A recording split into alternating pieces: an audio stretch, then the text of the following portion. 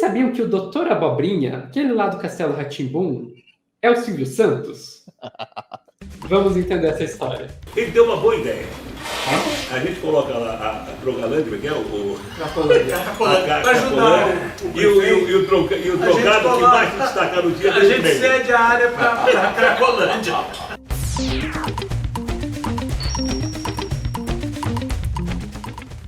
Essa história é uma história que começa com uma história triste, na verdade, né? Que foi a morte do dramaturgo Zé Celso. Devido aí à morte dele, um ator que interpretava o Dr. Abobrinha, né, o Pascoal da Conceição, deu uma entrevista à Globo News e daí que ele foi falar dessa história, né? Então a gente tem aqui a manchete: Dr. Abobrinha do Castelo Rá-Tim-Bum foi inspirado na história da disputa do Teatro Oficina com o grupo Silvio Santos, conta o ator. Tá, o Teatro Oficina, um teatro lá em São Paulo, muito tradicional, e o grupo Silvio Santos, ele comprou várias áreas em volta desse teatro. E daí o Zé Celso, que morreu agora recentemente, né, no dia 6, com 86 anos, ele entrou numa batalha judicial, mas não apenas judicial, por mais de 40 anos com o grupo Silvio Santos para impedir que o grupo fizesse aquilo que eles tinham intenção de fazer, que era encher de prédio em volta ali. Porque se enchesse de prédio, aquilo lá acabaria desfigurando o projeto lá da arquiteta que projetou o Teatro Oficina, né, que foi a Lina Bobardi. Não sei se assim se pronuncia o nome dela. Tinha uma história que o Silvio Santos queria construir um shopping na quadra, uma coisa assim. Também, e rolou essa história aí também.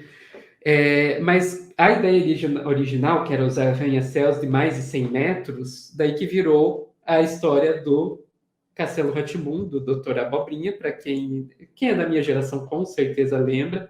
Quem não é, tá aí o Dr. Abobrinha do Castelo Rá-Tim-Bum, que queria derrubar o castelo para construir um arranha-céu de 100 andares. Foi daí que surgiu, então não é exagero dizer que foi pelo menos inspirado, o Dr. Abobrinha foi pelo menos inspirado aí no grupo de Silvio Santos.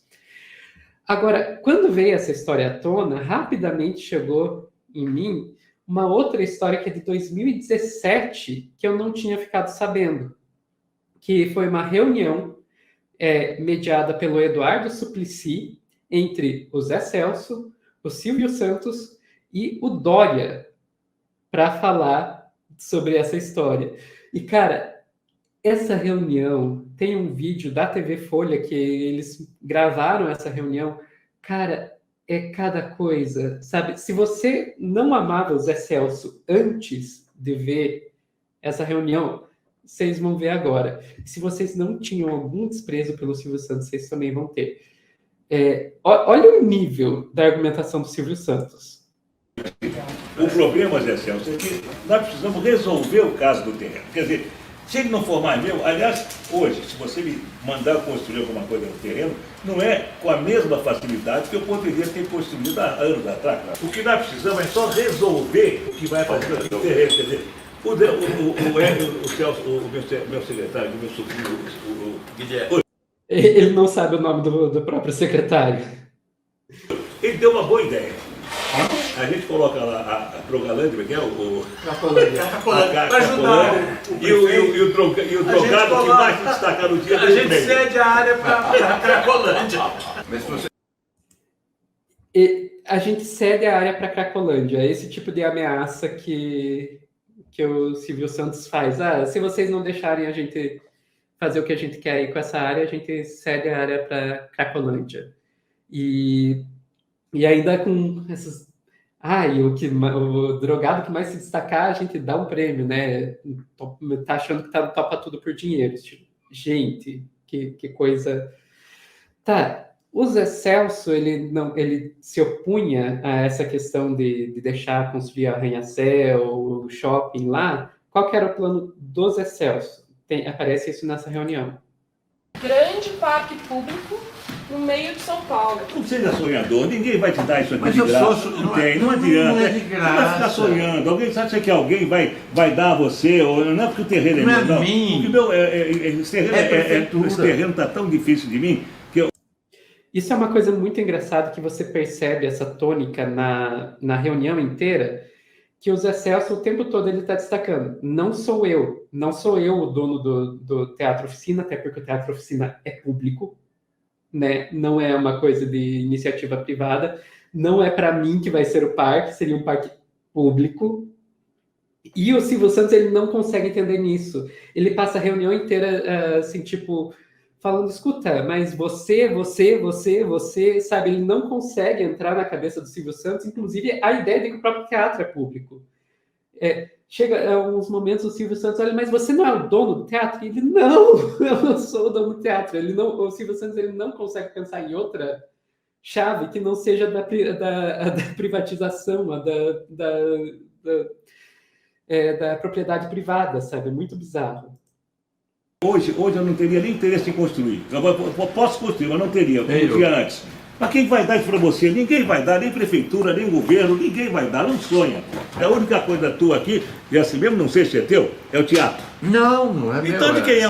Olha aí, exatamente o que eu estava falando. Ele não consegue entrar na cabeça dele que não tem um dono teatro. É do Estado de São Paulo, que gere muito mal e está sob nossa inteira Nem o responsabilidade. teatro é teu. Não, Nem o não teatro. é. Na minha realidade, eu não quero construir nada lá. Eu quero botar tenda para show, para circo, para fazer teatro na tenda, porque é o último vazio de São Paulo. Aquele lugar é maravilhoso. Vai colocar tenda. Tendas, Tenda e água. circos, fazer espetáculos de circos, tudo. Não torre, essa cidade Tá bom, senhor, tá bom, pode sonhar. não aguenta não mais sonhar, torre. vai. Não é sonhar. São Paulo vai se infartar de tanto carro e tanta torre. Tem que ter uma transformação, cara. Você é um homem super rico, super generoso. Na hora de Eu tenho como você ser rico, que sorte daí. Você não Então, tem. eu tenho como ser rico, eu dei sorte, e daí? Cara, isso é uma coisa muito rara de você ver uma pessoa rica admitir que foi sorte, né? Eu acho que ato falho aí do Silvio Santos. Sorte naquelas, né? Muito puxa-saquismo também, né? Porque TV é uma concessão pública e o Silvio Santos vem mantendo o SBT aos trancos e barrancos, com muito, puxando o saco de muita gente, né? Inclusive a galera da ditadura, né? Os ditadores que o Brasil teve, depois os presidentes, ele puxou o saco de todo mundo. Apoiou o Bolsonaro com unhas e dentes, aí agora já teve manchete essa semana falando dele estar se reaproximando do Lula. Então, assim, o Silvio Santos, ele se alia até ao Satanás, se for bom para os interesses dele. E eu tô falando isso, assim, eu não quero que as pessoas pensem que eu tô dizendo que o Silvio Santos é especialmente vil por causa disso. Isso é clássico do empresariado, dos grandes ricos. Aonde o dinheiro vai, é para onde eles vão, né? Então, sorte o cacete, né? Porque a narrativa de sorte é pra encaixar naquela narrativa de que ele era um camelô pobre, self-made man, né? Há muitas controvérsias, os biógrafos, as pessoas que estudam a história do Silvio discordam, né? Eu não sou uma delas, então eu não vou falar, mas eu sei que todo mundo que estuda a história do Silvio Santos discorda disso. Eu digo que é raro falar do sorte porque normalmente eles colocam no mérito, né? Para um bilionário admitir que teve alguma sorte já é algo raro, porque não é sorte, é meu mérito, é meu trabalho e tal. Agora você está colocando uma coisa que é assim, tipo, consegue tornar ainda pior. Nem sorte não foi puxa-saquismo. Justo. Agora, voltando naquela reunião, sobrou até para o Dória, que aquela reunião foi em 2017. Na época, o Dória era o prefeito de São Paulo. Olha só. Eu sei que, amores à parte, vamos tentar encontrar um bom caminho. O bom humor ajuda muito melhor uma reunião assim do que uma reunião tensa. Vocês ficam conversando aí, tá bom, para mim, olha, posso ficar até às 10 horas da noite aqui. Agora, o prefeito vai ser cobrado, hein? Não, mas o prefeito está sendo cobrado para fazer uma coisa horas desse tipo para a cidade. A cidade quer que ele faça mais do que ficar simplesmente vendendo a cidade. O prefeito, a cidade quer que ele faça alguma coisa mais do que ficar simplesmente vendendo a cidade. Cara, Na lata, o Dória estava sentado do lado dele. E E sobrou. detalhe que 2017 era. Porque assim, o Dória ele largou a prefeitura para se candidatar a governador, né? Ele ficou Sim, acho que só 2 anos, então o mandato dele era super curto e ele já tava marcado como o cara que quer vender a cidade, né? pois Típico, é. assim, clássico desses liberais, enfim. E apesar de não ter sido citado nominalmente, sobrou até para o Temer. O terreno que esse aí no século está custando, custe o dobro desse, não é esse o objetivo nosso. Nós queremos saber o que vai fazer com o terreno. Não é justo alguém pagar por um terreno e não poder ficar com ele, mesmo que não seja para fazer nada. Isso aqui é uma democracia? Ou o que é? Um regime totalitário? Não, Não é possível. Ah, não porque é. não é. Infelizmente não é. Teve um Tá bom, golpe então de vou começar Estado. Não é uma democracia. Não é uma democracia. Teve golpe de Estado, infelizmente não é uma democracia. Se o Lembrando que Silvio isso Santos estivesse muito preocupado com democracia, ele não passava anos puxando o saco dos ditadores durante a ditadura militar e passando pano pra eles, né? Ah, mas é porque ele queria montar a TV e naquelas circunstâncias tinha que baixar a bola. Mas assim, você já viu alguma vez o Silvio Santos fazer algum meia-culpa considerável? Quando a gente teve um candidato à presidência elogiando torturador, quando esse lixo humano foi eleito, Silvio Santos estava lá pendurado no saco do Bolsonaro. Então, assim, um cara desse falar em democracia como se ele valorizasse isso, dá um tempo, né, pô? Pois é. A Mas, única vez na vida que o Silvio Santos valorizou a democracia foi quando ele tentou se candidatar à presidência em 89 e não conseguiu. cara, isso é uma outra história que eu acho muito louca, pensar que o Silvio Santos tentou se candidatar à presidência. Na verdade ele nem podia se candidatar por questão de lei eleitoral. Eu não sei se. Eu não lembro o que que é exatamente. Eu não lembro se é pelo fato de ele ter uma emissora, o que dá um poder muito desproporcional pra ele na questão de campanha. E aí tem uma lei eleitoral pra isso e tal. Tanto que, né, tem apresentador de TV. Quando as pessoas falavam, pô, será que o Luciano Huck vai tentar se candidatar à presidência?